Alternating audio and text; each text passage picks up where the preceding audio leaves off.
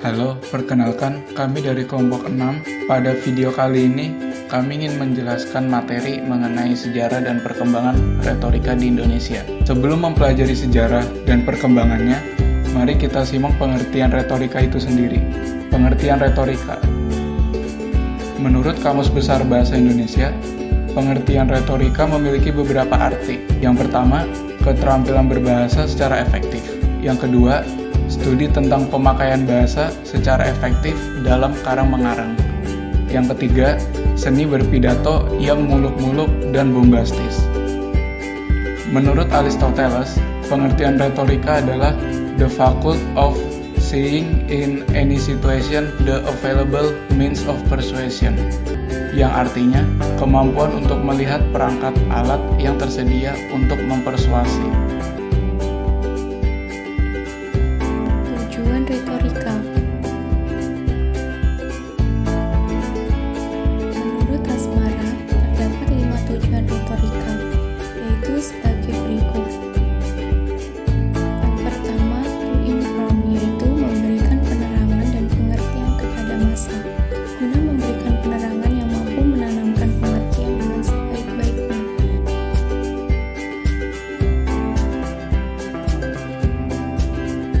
Yang kedua, to convince, yaitu meyakinkan dan menginsafkan.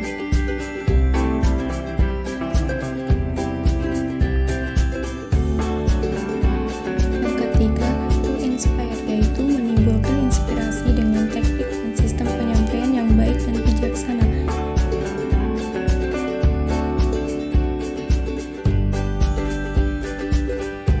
Yang keempat, to entertain, menggembirakan, menghibur, dan menyenangkan.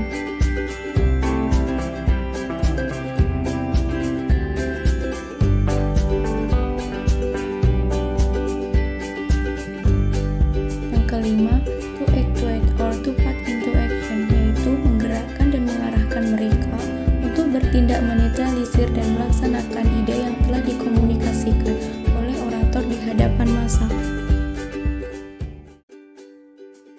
Fungsi retorika. Menurut Ron Hona, fungsi retorika hampir sama dengan fungsi komunikasi, yaitu sebagai berikut. Pertama, mass information, yaitu untuk memberi dan menerima informasi kepada khalayak. Hal ini bisa dilakukan oleh setiap orang dengan pengetahuan yang dimiliki. Tanpa komunikasi, informasi tidak dapat disampaikan dan diterima. Yang kedua, mass education, yaitu memberi pendidikan. Fungsi ini dilakukan oleh guru kepada murid untuk meningkatkan pengetahuan atau oleh siapa saja yang memiliki keinginan untuk memberikan pendidikan. Ketiga, mass persuasion, yaitu untuk mempengaruhi.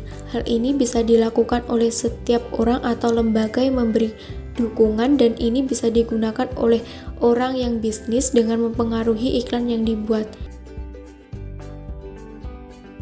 Keempat, mass entertainment, yaitu untuk menghibur. Hal ini yang bisa dilakukan oleh radio, televisi, atau orang yang memiliki profesional menghibur. Jenis-jenis retorika.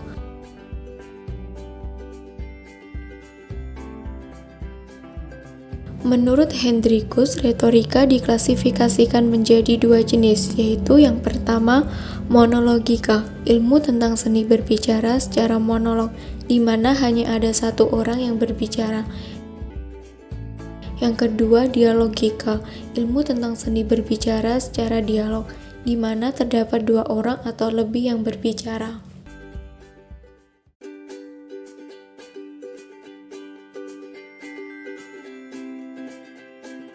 Sejarah perkembangan retorika di Indonesia tidak terlepas dari sejarah Indonesia itu sendiri. Sejak abad ke-16 masa penjajahan Belanda, terdapat tokoh-tokoh retorika Indonesia yang menjadi delegasi-delegasi pada konferensi. Sebagai wakil Indonesia, tentu saja delegasi tersebut memiliki kemampuan berunding. Disitulah ilmu retorika terpakai. Bila ditelaah dengan budaya kebangsaan kita, kebesaran negara Indonesia juga diisi oleh orang-orang yang memahami ilmu retorika, seperti seperti tokoh-tokoh kemerdekaan, tokoh-tokoh kependidikan, dan tokoh-tokoh pengisi kemerdekaan. Retorika menjadi sesuatu yang penting untuk dipelajari. Sejarah membuktikan bahwa kemampuan berbicara bisa dipergunakan untuk berbagai keperluan seperti politis, sosial, maupun psikologis. Perkembangan retorika diawali dari pengembaraan kaum sofis Yunani sebagai ilmu berbicara yang dapat dipelajari dengan penekanan pada seni berbicara. Menurut Aristoteles, ada 3 tahapan penyusunan pidato. Tahapan tersebut terkenal dengan sebutan 5 hukum retorika yang meliputi 1. Inventio atau penemuan. Pembicara menggali topik dan meneliti khalayak untuk mengetahui metode persuasi yang paling tepat.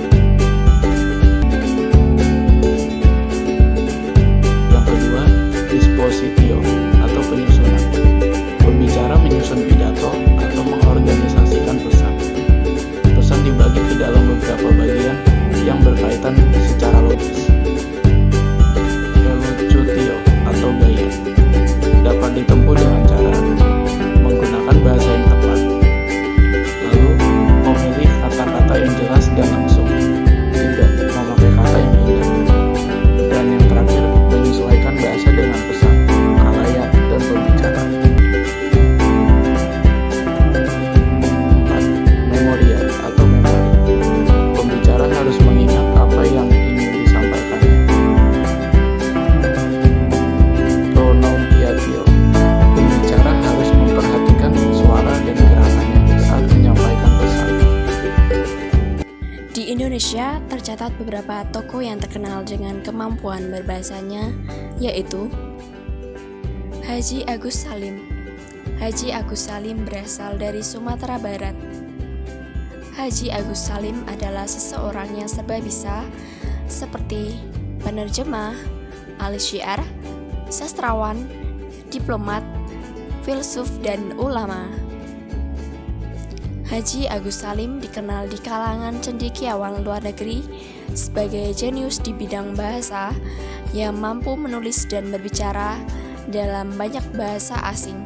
Meskipun beliau mahir berbahasa asing, Haji Agus Salim justru menunjukkan kecintaannya terhadap bahasa Indonesia di sidang Dewan Rakyat atau Volksraad sehingga menggegerkan Belanda. Insinyur Soekarno. Insinyur Soekarno adalah ahli pidato Indonesia yang sangat terkenal. Kemampuan pidato yang luar biasa dimilikinya. Suasana hening tercipta karena orang tidak ingin melewatkan setiap yang diucapkannya. Ketika berpidato, Bung Karno tidak pernah membaca naskah. Pidato beliau bisa membuat pendengarnya terpengaruh dan terbiasa mengikuti apa yang beliau sampaikan. Salah satu pidato beliau yang terkenal yang berjudul Nawaksara.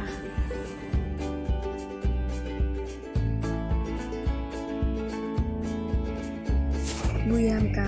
Buya Hamka adalah seorang ulama, aktivis politik, dan seorang penulis terkenal. Kemampuan menulis yang didapatnya secara otodidak telah mengharumkan namanya sampai ke dunia internasional. Otodidaknya tidak saja di bidang tulis-menulis, tetapi juga di berbagai ilmu seperti filsafat, sastra, sejarah, sosial, dan politik. Kelebihan lain yang dimiliki adalah mahir berbahasa Arab. Selain itu, beliau juga mahir berpidato. Untuk mengasah kemampuan pidato, beliau bertukar pikiran dengan Hos Cokro Aminoto dan Raden Mas Suryo Paronoto.